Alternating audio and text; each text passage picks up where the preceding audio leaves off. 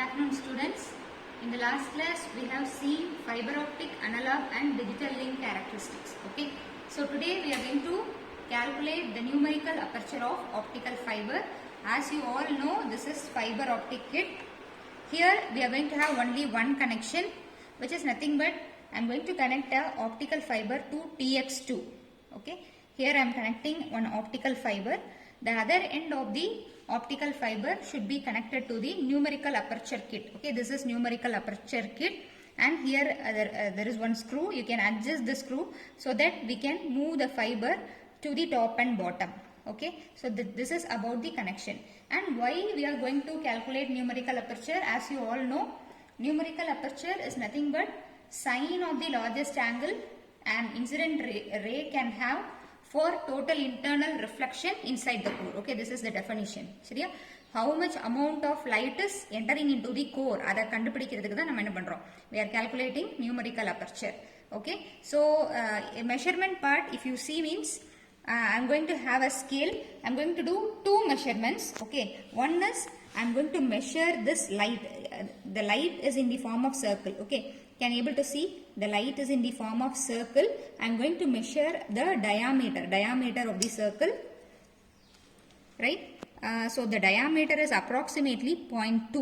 Okay, the diameter what I am getting is 0.2, and I am going to calculate the length between the optical fiber cable and this disc. Okay, in the measurement I am going to do vertical measurement. I am going to do not this one. இங்க வரை measure பண்ண தேவையில்லை. Just I am going to measure the length between the fiber and the disc present here. Okay, so if you see, it is approximately 0.1. Okay, I can adjust the screw so that the fiber can be moved to the top and bottom, as I have told earlier. So I am going to move the screw now. See here, the diameter of the light that is received is getting large, and also the distance between this fiber and the disc will also get increased. For example, it can be, if suppose the diameter is 0.4 meter and the distance will be 0.2. So in the similar manner, we are going to have some 4 or 5 set of readings. Let us see about the calculation part now.